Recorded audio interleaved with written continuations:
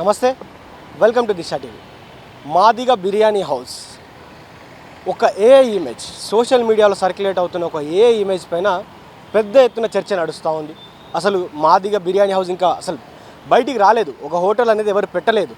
అయినా కూడా ఈ హోటల్కి ఎవడన్నా పోతాడా, ఈ మాదిగల హోటల్ ఎవడన్నా చూస్తాడా, అసలు అట్లాంటి హోటల్ అవసరమా అంటూ కూడా చాలా కామెంట్స్ రావడం జరిగింది.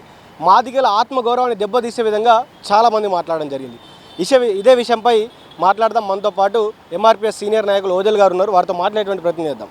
అన్న, మొదటిగా అసలు ఆ మాదిగ బిర్యానీ హౌస్ అనేదే లేకున్న ఒక ఇమేజ్కి ఇంత పెద్ద రెస్పాన్స్ రావడం, అది కూడా ఒకవైపు పాజిటివ్, అంటే మాదిగ బిడ్డల నుంచి పాజిటివ్ వచ్చినా మిగతా వారి నుంచి ఇంత పెద్దగా నెగిటివ్ రావడాన్ని ఎట్లా చూస్తారు?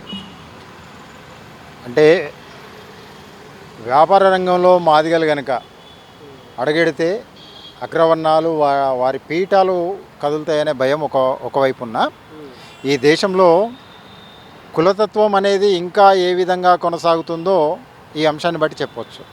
ఎందుకంటే నాయుడు బిర్యానీ ఉంటుంది, రెడ్డి బిర్యానీ ఉంటుంది, రాజుగారి హోటల్ ఉంటుంది, రాయల హోటల్ ఉంటుంది, రావు బిర్యానీ పాయింట్ ఉంటుంది. చివరికి ఇప్పుడు హిందూ మతంలో ఉండే కులాల కంటే మతపరంగా విద్వేషించే హిందూ మతస్థులు ఓకే, ఇక్కడ హైదరాబాద్ కేంద్రంగా ముస్లింలు నడిపించే బిర్యానీ పాయింట్లు ఎన్నో ఉంటాయి, దాంట్లో పోయి హిందువులు తినేస్తారు. కానీ కులానికి చిన్నదైన మాదిగ కులం ఒకవేళ ఆహార రంగంలో ఈ భోజన రంగంలో కనుక ముందుకొస్తే ఏ విధంగా సమాజం నానుడి ఉంటుంది అనేది దీన్ని బట్టి స్పష్టంగా అర్థమవుతుంది. అయితే దీనికి ముందు మనం ఒకసారి పురాణ ఇతిహాసాలలో వీళ్ళ పూర్వీకులు, మాదిగల పూర్వీకులు ఎవరైనా వంటలు వండినరా, వాళ్ళకు వంటల్లో ప్రావీణ్యం ఉన్నదా లేదా అని చూసినప్పుడు పద్మపురాణంలో ఒక సందర్భంలో పద్మపురాణంలో రాయబడుతుంది. ఏమని? బలరామకృష్ణుడు, భీముడు, హనుమంతుడు, జాంబవంతుడు ఈ నలుగురు కలిసి వంట చేసే కార్యక్రమాన్ని ఒకదాన్ని ఏర్పాటు చేస్తారు. ఆ చేసిన క్రమంలో జాంబవంతుడు వండిన వంటే పౌష్టికమైన వంటగా వస్తుంది. జాంబవంతుడు వనవాసాల్లో ఉంటాడు కనుక, అడవిలో ఉంటాడు కనుక, అడవిలో దొరికే ఆకులు, అలములు, గడ్డలు, తేనెతో ఆయన తయారు చేసిన దాంట్లో ఆ ఆహారమే చాలా బలంగా ఉంటుందని ఆ పద్మపురాణంలో రాయబడ్డది. అంటే వంటల్లో మాదిగలకు ప్రావీణ్యం ఉందా లేదా అని చెప్పడానికి పద్మపురాణం సాక్ష్యం. జాంబవంతుడిని ఎందుకు చెప్తున్నామంటే ఆయన మా మూల పురుషుడు. అలాంటి జాంబవంతుడి వారసులైన మిమ్మల్ని ఈరోజు అందరూ కూడా వక్రీకరించి ఇష్టం వచ్చినట్టు మాట్లాడుతూ ఉన్నారు. జాంబవంతుడి వారసులు మిమ్మల్ని ఈరోజు చిన్న చూపు చూసి మాట్లాడుతూ ఉన్నారు. ఇక్కడ ఒక విషయాన్ని మీరు గమనించాలి. వందల వేల సంవత్సరాలుగా ఈ దేశంలో మాంసాహారానికి పరిమితమైన కులం ఏంటి? మాదిగలు మాత్రమే. ఎందుకు?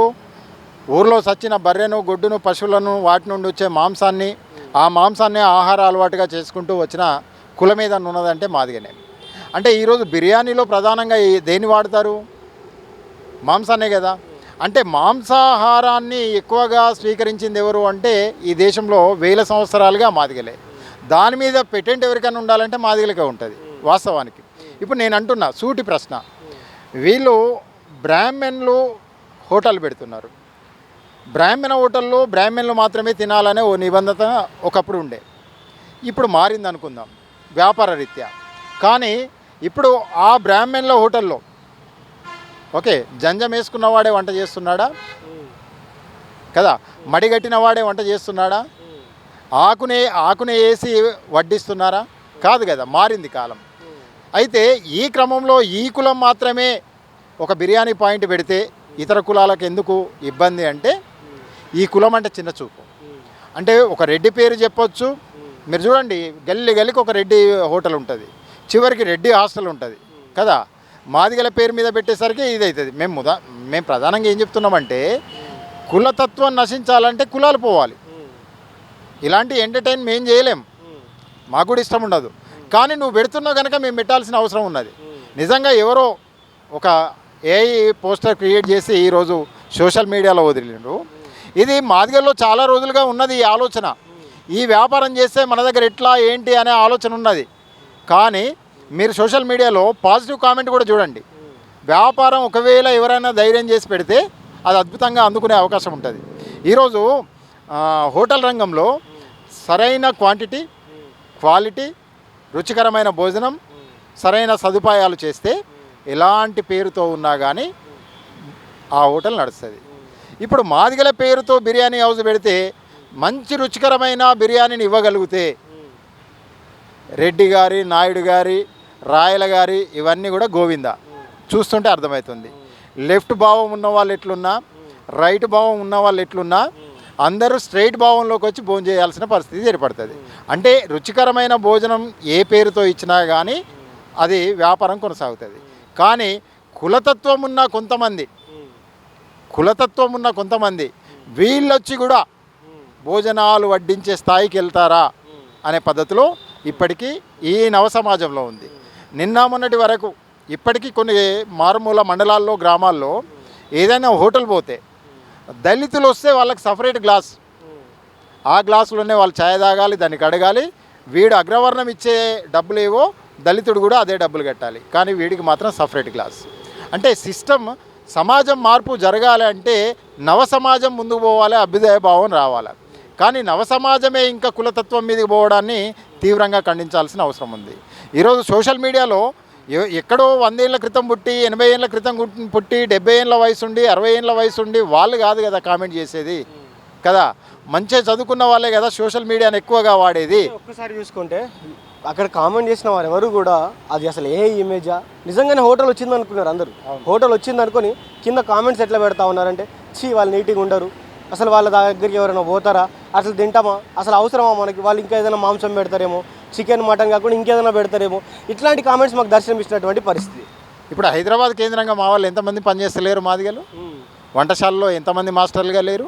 వీళ్ళు ఏమైనా జంజాలు చూసారా, వీళ్ళు కులాలు చూసారా, వండేవాడు ఎవడు అనేది, వండేవాడి కులం చూసి భోజనం చేస్తున్నారా, వడ్డించేవాడి కులం చూసి భోజనం చేస్తున్నారా, హోటల్ పెట్టేవాడిని కులం చూసి భోజనం చేస్తున్నారా, బ్యానర్ను చూసిపోయి తింటున్నారు కదా. ఆర్యభవన్ పెడతారు, ఆర్యభవన్లో పోయి ఎవడు వంట చేస్తున్నాడు అనేది వీడికి తెలియదు. పేరుందా లేదా, బోర్డు ఉందా లేదా, ఆ బోర్డు కింద ఎవరు పని చేస్తున్నారు అనేది భోజనం చేసే కస్టమర్కి తెలుస్తుందా, లేదు కదా. రేపు మాదిగ బిర్యానీ పేరు మీద పెట్టినంత మాత్రాన మాదిగలే వడ్డిస్తున్నారా అనే భావంలోకి పోయి వాళ్ళు రారు అనుకుంటే పొరపాటు. ఇక్కడ హిందూ, ముస్లిం అనేది ఈ దేశంలో గట్టిగా గీయబడ్డ గీత. కులతత్వంలో ఎంత గట్టి గీతనో మతతత్వంలో కూడా అంత గట్టి గీత. మరి హైదరాబాద్లో ఎన్ని బిర్యానీ పాయింట్లలో హిందువులు తినట్లేదు, ముస్లింలు. మెహఫిల్ ఉంది కదా, హైదరాబాద్లో టాప్ 5 బిర్యానీ పాయింట్లలో మెహఫిల్ ఒకటి కదా. మెహఫిల్లో అందరు ముస్లింలే తింటున్నారా, లేదు కదా. అంటే కాలక్రమేణా అది ప్రజలకు అలవాటైతే, ఒకవేళ మాదిగ బిర్యానీ హౌస్ వచ్చి కాలక్రమేణా ప్రజలకు కనుక అలవాటైతే మంచి రుచికరమైన భోజనం ఇచ్చి, అప్పుడు బ్యానర్తో సంబంధం లేదు, రుచితోనే కస్టమర్ పెరుగుతారు. నిజంగా త్వరలో మాదిగ బిర్యానీ హౌస్ రాబోతుందా అంటే ఏం చెప్తారు? మాదిగ కులంలో ఇలా చర్చ ఏమైనా జరుగుతూ ఉందా? మాదిగ బిర్యానీ హౌస్ నిజంగా రావాల్సిన ఆవశ్యకత ఏమైనా ఉందా? 100%గా. ఎందుకు అంటే ఎవడి కులం పేరు మీద వాడు ఒక వ్యాపారాన్ని కొనసాగించినప్పుడు మా కులం పేరు మీద మేము వ్యాపారం కొనసాగించడంలో తప్పేంటి అని మాదిగలు కూడా ఒక భావంలోకి రావాలి. అన్ని రంగాల్లో మాదిగలు విస్తరించాలి. ఓకే, ఒక ఏది భోజనశాలల్లో లేకపోతే హోటళ్లలో వీటిలలో కాదు, అన్ని రంగాల్లో మాదిగలు రావాలి, వాళ్ళ బ్రాండ్ రావాలి. వాళ్ళ బ్రాండ్ వచ్చినప్పుడే వాళ్ళకి ఆర్థిక మూలాలు దొరుకుతాయి, ఆర్థికంగా అభివృద్ధిలోకి వస్తారు. ఆర్థిక అభివృద్ధిలోకి వస్తేనే రాజకీయ అభివృద్ధి పొందడానికి అవకాశం ఉంటుంది.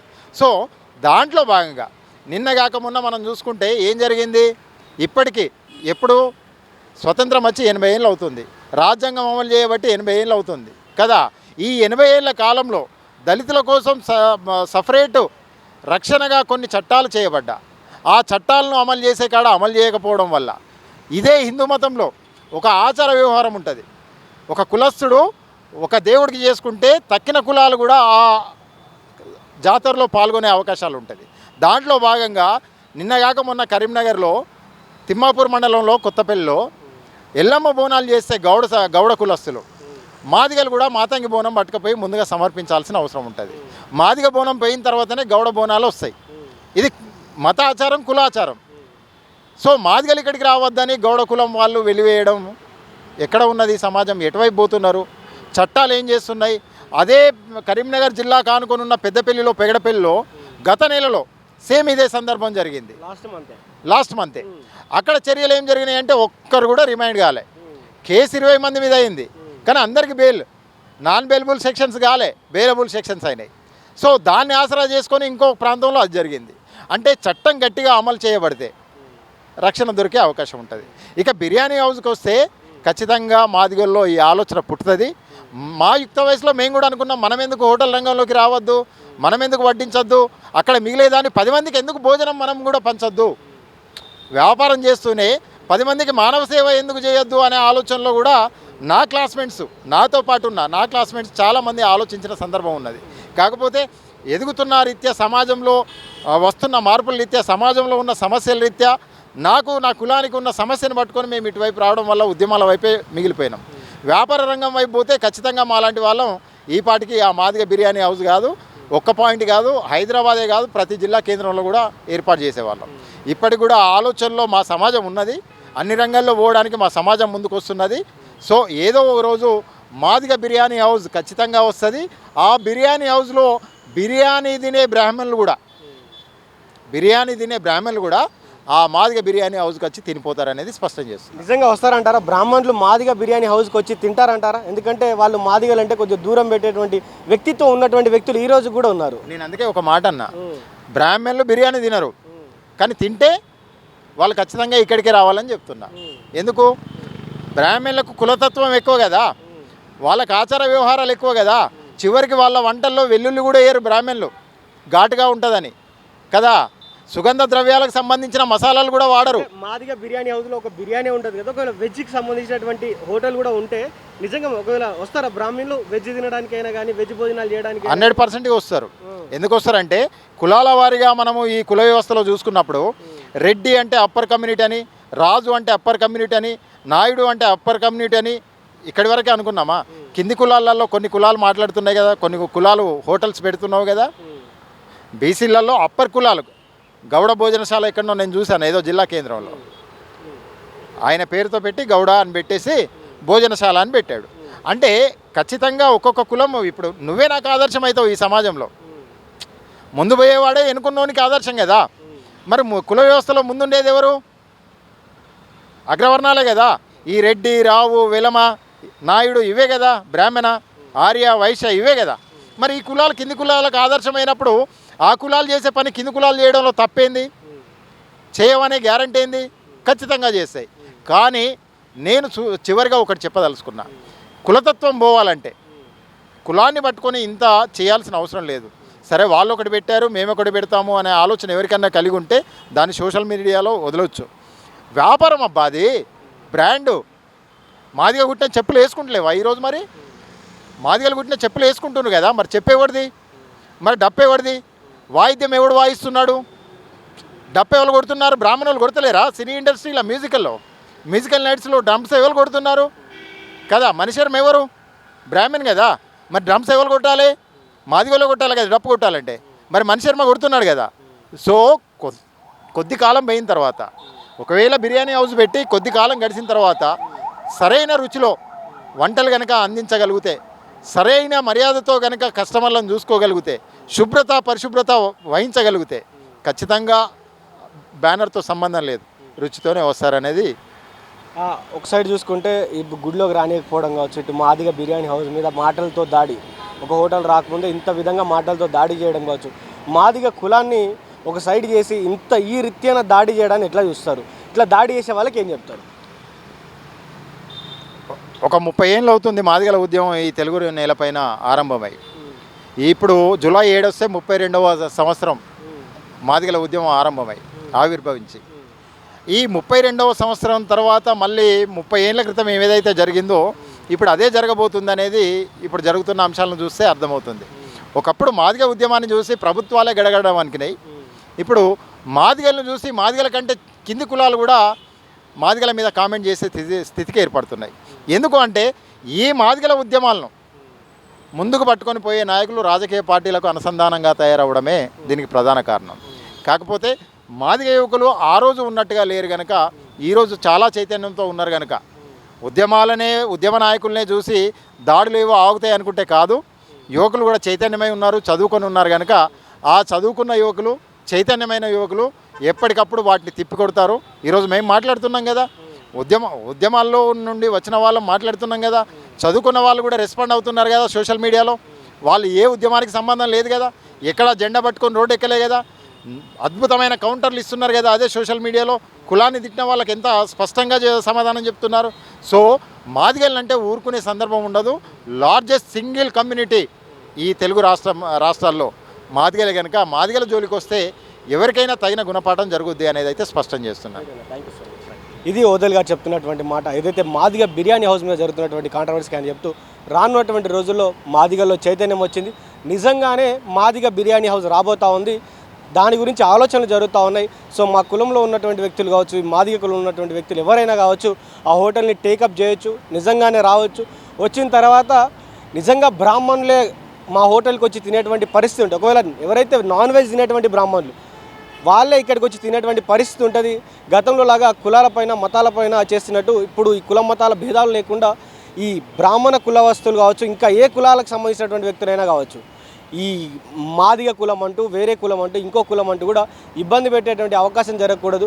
అదేవిధంగా కరీంనగర్లో జరిగినటువంటి ఘటనకు కూడా సంబంధించి ఆయన మాట్లాడుతూ కరీంనగర్లో జరిగినటువంటి ఘటనకి అసలు ఇప్పటికి కూడా ఎవరు బాధ్యత వహిస్తారు, ఎవరు కూడా ముందుకొచ్చి మాట్లాడినటువంటి పరిస్థితి, ఏ నాయకుడు కూడా బయటకు వచ్చి మాట్లాడిన పరిస్థితి. మరి ఎవరు మాట్లాడతారు? నిజంగా మాదిగల మీద దాడి జరుగుతూ ఉన్నది. ఇంత పెద్ద ఎత్తున దాడి జరుగుతూ ఉంటే మాదిగలకు సంబంధించినటువంటి నాయకులు ఎక్కడికి పోయారు, ఎందుకు మాట్లాడలేరు కూడా ఆయన ప్రశ్నించడం జరిగింది. సో చూద్దాం మరి రానున్నటువంటి రోజుల్లో మరి మాదిగ బిర్యానీ హౌస్ రాబోతూ ఉందా. సో మాదిగ బిర్యానీ హౌస్ వస్తే మరి కస్టమర్లు ఎలా వెళ్తారు, ఎలా ఆదరిస్తారు, ఇవన్నీ కూడా రాబోయే రోజుల్లో చూద్దాం. చూస్తూనే దిశ టీవీ. నేను మీ journalist Srikanth, video journalist Praveen from Gun Park, Hyderabad.